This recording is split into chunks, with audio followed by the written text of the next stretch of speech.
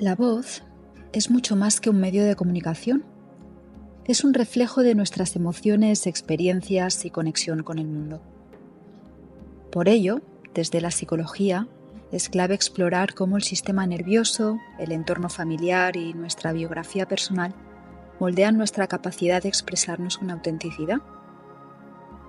Así, comprender nuestra voz trasciende la comunicación y nos abre la puerta a una conexión profunda con nosotros mismos y los demás. Es, en definitiva, un camino hacia la autenticidad, una invitación a liberar nuestro potencial y a transformar la manera que nos relacionamos y expresamos en el mundo. Y precisamente nuestra siguiente invitada sabe mucho de eso. Ella es Alba Santamaría, psicóloga especializada en la voz, tanto hablada como cantada. Alba, buenas noches y bienvenida a Luces en la Oscuridad. ¿Qué tal? Muy bien, encantada de escucharte. Parece que hayas canalizado y sintetizado todo lo que vamos a hablar. Sí, ¿no? La esencia un poco de tu trabajo, entiendo. Total. ¿Crees que le damos poca importancia o menos importancia de la que merece la voz?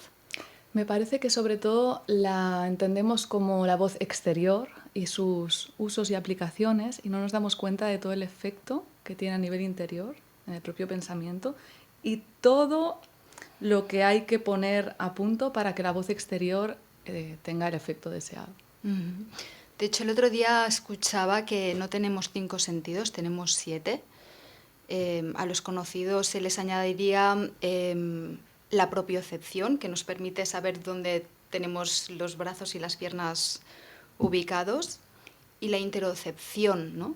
Que es un poco este sentido interno que nos conecta pues quizá con tensiones, con nuestros órganos, pero nunca nos han hablado de este sentido tan importante realmente, que determina tanto si estamos bien o no.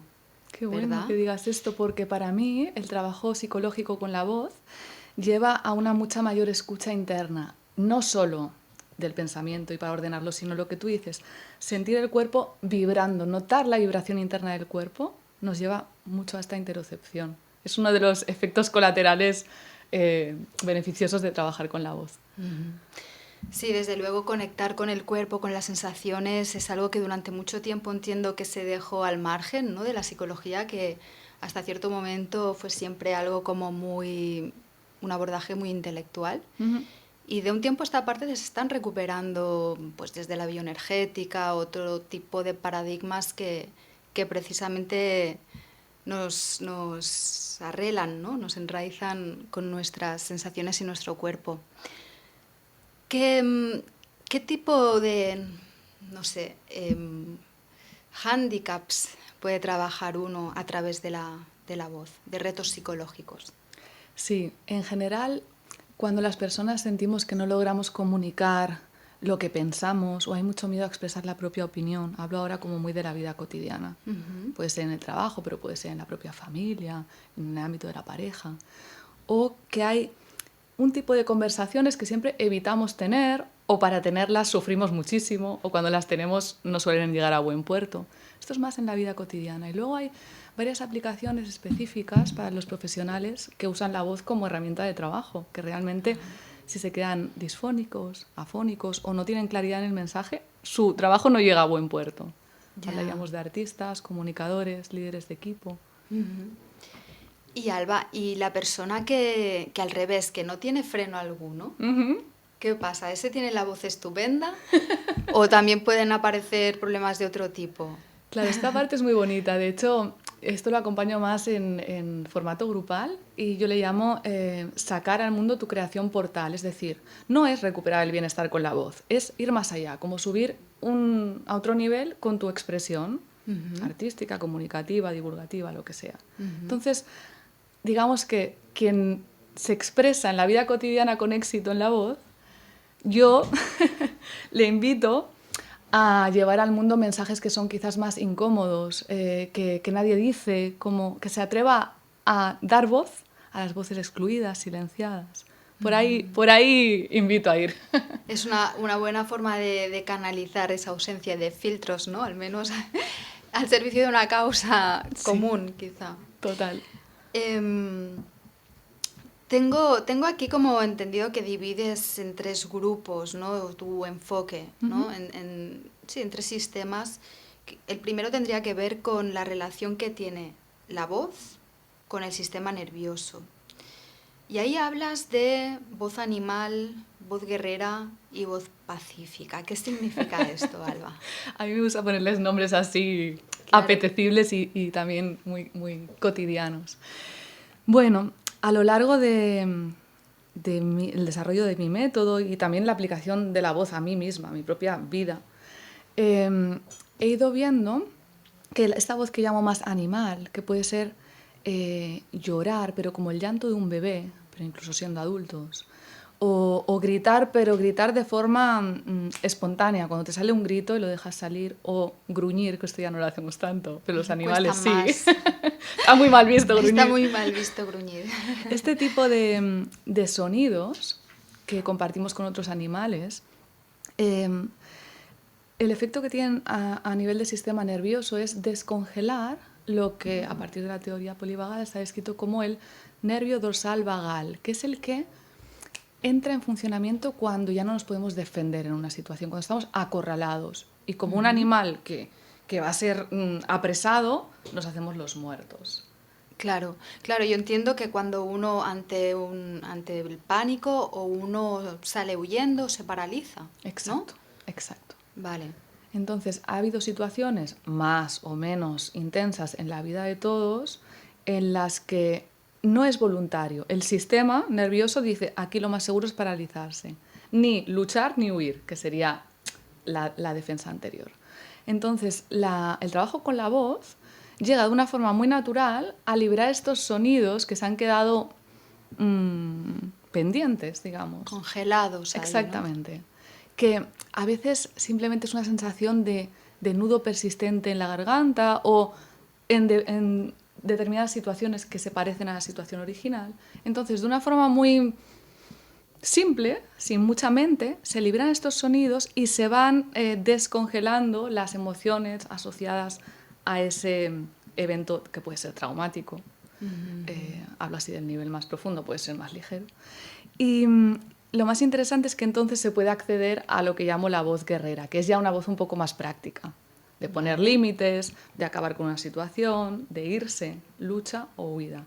Pero si no, a veces esta voz guerrera simplemente no está disponible. Hay gente que dice, yo es que no sé decir no es que no sepas decir no, es que la energía está atrapada en el sistema anterior. En el sistema animal. Exacto. Vale, estoy entendiendo la lógica. Uh-huh. Luego ya, una vez trabajada la voz guerrera, ya vendría la voz pacífica, ¿no? Uh-huh. Cuéntanos un poco esta transición. Claro, la voz guerrera sería para reconfigurar las relaciones o la vida de forma que vuelva a ser un entorno seguro. Y bueno, voy a la voz pacífica, aunque la voz guerrera hay mucho más, pero creo que esta es de la que más se habla. Asertividad, poner límites, incluso comunicación no violenta, que ya sería la voz guerrera, pero sin atacar. Sí. Claro, yo estaba pensando en asertividad. Cuando hablabas, digo, esto es asertividad pura y dura. Exacto. Aquí hay como mucho más...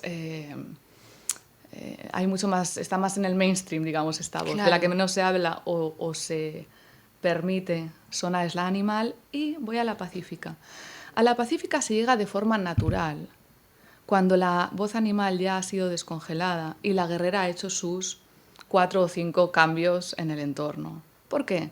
Porque la voz pacífica es aquella que simplemente conecta de ser humano a ser humano. Es aquella voz que cuando te sientes a gusto te da por mirar a los ojos, por sonreír, o sea, lo que sería más humano de todo este tipo de expresiones. Entiendo. Entonces, muchas veces se fuerza, ¿no? Como mencionaba, la comunicación no violenta sale de forma natural cuando la defensa ya ha podido suceder.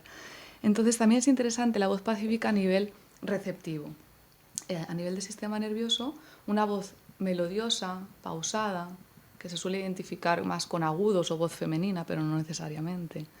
Directamente da señal de seguridad al sistema nervioso y ayuda a restablecer la conexión y salir de la idea de peligro y de competición y lucha-huida. Entonces, A nivel terapéutico es muy importante conocer estos recursos, pero lo más interesante para mí es que a través de la voz las personas podemos instalarnos en este último sistema, que es el ventral vagal.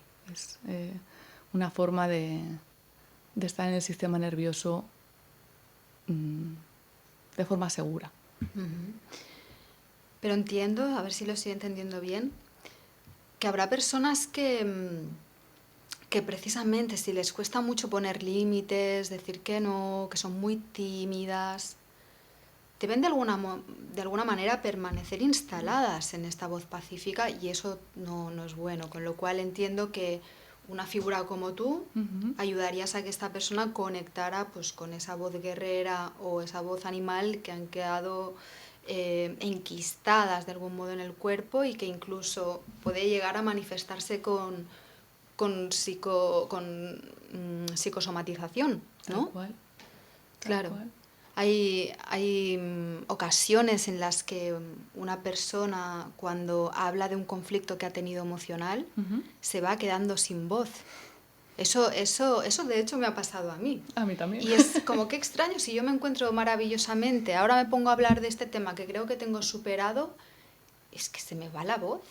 Qué bien que traigas esto, Adriana, porque justamente cuando vamos hacia ese tema es neurológico, quiero decir. Sí, tiene una correlación neurológica. Entonces obviamente. estamos despertando los recuerdos relacionados con la situación en la que no pudimos sonar o ese grito de guerra o de corte de la situación, o peor aún, los sonidos como de sentirse atrapados, que sería la voz animal que se ha quedado congelada, no lo pudimos sonar. Literalmente, los músculos recuerdan la contracción, las cuerdas vocales y todo el cuello recuerda la contracción para no sonar en ese momento. Entiendo. Es por eso que cuando lo recordamos o algo en la vida se le parece o hablamos sobre ello, la voz se corta porque está recordando que no hay que sonar, que es peligroso sonar.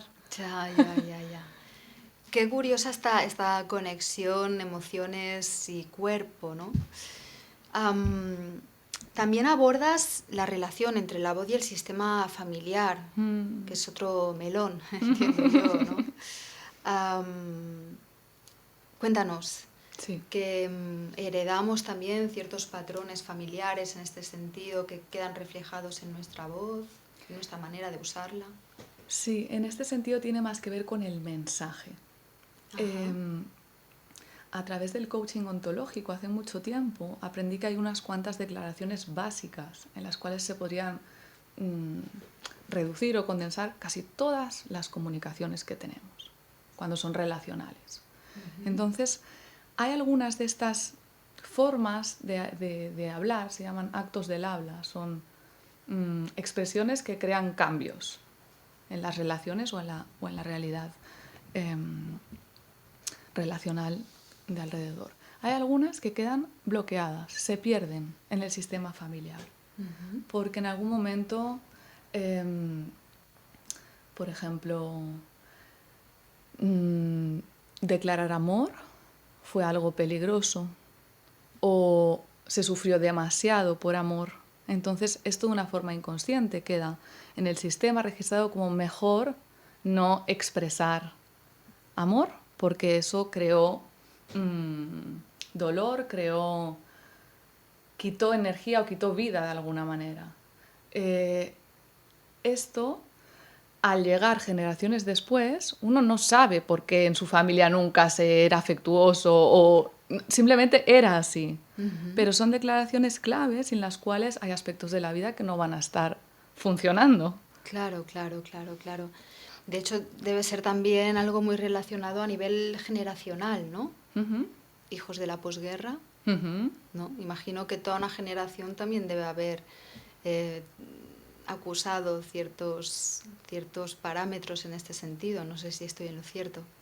Sí, a nivel de que al ser nietos, bisnietos, en estas generaciones actuales de la posguerra, bueno, claro, en el contexto europeo, eso es mucho decir esto, sí que ha habido muchas situaciones en donde el sistema familiar se ha desorganizado. No necesariamente el mismo tipo de actos del del habla o de la palabra se han perdido en la misma generación de la posguerra, porque eso ya son por hechos muy particulares de cada familia. Es decir, hay lugares en donde no hubo una reparación, por ejemplo, entonces en esa familia no está disponible reclamar. Personas que ni siquiera se plantean que se pueda reclamar cuando alguien incumple un acuerdo, o en otra familia quizás lo que no se pudo es decir no, poner un límite a alguna situación extrema, y entonces es de ahí que se hereda esta dificultad para decir que no, o pedir disculpas. ¿Sí? Hay varios actos que en cada familia están como apagados o desenchufados o desconectados. Cuando nos damos cuenta de que en nuestra vida está faltando, podemos, por un lado, ir a ver en qué momento se perdió, de algún modo reconectar eso, al menos en nosotros, y aprender a utilizar ese acto de la palabra, porque quizás hemos vivido décadas sin él. Claro, esto tiene que ver con la psicología que aborda el tema de los árboles genealógicos, entiendo yo. Pero claro, una pregunta que imagino que se hará mucha gente es, ¿qué pasa cuando un abuelo, un padre, una madre ha fallecido y no tenemos acceso a esa información? O no podemos pedir disculpas o ser honestos y hacer una declaración que nos guardamos en su día a una persona que ya no está. ¿Qué pasa con eso? Totalmente. Claro, en el nivel relacional ya no se puede reparar, porque es verdad que la persona no está. Pero en el nivel del vínculo, que es interno, y es el guión con el cual nos seguimos relacionando con los demás que sí que están, ahí es totalmente reparable. Y lo que es más interesante, aplicable en el ahora y en el futuro para construir una vida diferente y no repetir esas historias. Patrones, claro. Y Alba, cuando sufrimos, cuando estamos en una situación complicada emocionalmente, sentimos rabia, por ejemplo, ¿podrías darnos algunos trucos para poder trabajar con la voz? Sí. En casa, cuando estemos solos, o quizá en la ducha, no sé. Totalmente. Sí, además lo voy a enlazar con lo último que dijiste en la primera parte, que dijiste, hay personas pues que quizás son tímidas, que solo usan la voz pacífica. La usan por fuera, pero por dentro están rabiando. Claro, es que esa es la historia. Claro, aquí siempre hablamos del problema, del obstáculo a la hora de expresar lo que realmente llevamos dentro. Eso. Entonces, lo primero es hacerlas coherentes, la voz externa y la voz interna. Vale. Así que, a tu pregunta. Yo lo que suelo recomendar es muy sencillo para que no nos enredemos ni con técnicas de respiración, ni nos vayamos a la idea de sonar bien o sonar mal, ni siquiera de cantar, ¿no? Porque ahí ya se activan un montón de alarmas. Sí. Es simplemente notar la incomodidad del cuerpo cuando tenemos rabia, cuando tenemos cualquier sensación desagradable, o incluso cuando nos queremos preparar para una conversación importante. Notar el cuerpo. Es decir, ostras, pues aquí, la carga la tengo aquí. Tomar aire y al soltar el aire, simplemente soltarlo con la boca abierta y con un suspiro, en vez de como hacemos muchísimas veces, que es soltarlo por la nariz. Al hacer esto ya vamos a empezar a escucharnos, aunque solo sea escuchar un suspiro. Pero es bastante para lo que solemos hacer. Con lo disociados que estamos de nosotros mismos ya es mucho. Entonces, a partir de ahí, tratar de dejar salir el sonido con la sensación desagradable. Es decir, sonar mal, sonar coherente afuera con lo que se está notando adentro. Imagino que si uno siente mucha rabia no sonará como un canto lírico, ¿no? No, sonará como un gruñido, claro. Sonará como un grito, sonará como algo disonante, sonará que la voz quizás se rompe. A veces tenemos miedo, no tenemos ninguna patología en las cuerdas vocales, pero tenemos miedo cuando la voz sale ronca o parece que sale un gallo, como si algo se fuera a romper. Nada se va a romper. Lo importante, sin meterle mucho volumen, es seguir ahí soltando la voz y el sonido cuando sale el aire por la boca, y ir evolucionando hasta que sintamos que suena, estamos oyendo, estamos escuchando lo que estamos sintiendo adentro. Esto es pues una catarsis a través de la voz. Claro. Lo que decías, en la ducha, ¿dónde dejo salir la voz? Cuando esa voz ha sido normalmente reprimida porque sentimos que está mal sacarla, o porque molesta, o porque es peligroso, o alguna vez hemos sido etiquetados o excluidos por sacar esas emociones. Pues mira, hay quien, como tú dices, en la ducha, en el coche, hay quien abre un armario, literal, y se saca la voz adentro, y eso amortigua. Doy así tips porque cuando vivimos con los vecinos a un tabique de distancia, pues... O contra un cojín, quizá, o contra un ¿no? cojín, ahí si no te agobia el hecho de tener algo tan cerca. Pero muchas veces no es ni tan duradera ni tan intensa a nivel de volumen como tememos. Es simplemente llegar a escuchar la potencia de la sensación que está dentro y ver qué pasa después. Lo interesante es la voz que sale después. ¿Y tú, con las personas a las que guías en este proceso de exploración de elementos psicológicos y emociones a través de la voz, cómo lo abordas? ¿A través de ejercicios hay una parte de diálogo para comprender qué es lo que le sucede a esa persona? ¿Cómo funciona este enfoque? Sí, es una sesión de psicoterapia en la que se incluye el sonido de la voz. Entonces, partimos desde la libre expresión. Yo siempre lo que digo es, aquí no hay filtros, porque ya bastantes filtros hay en todas partes.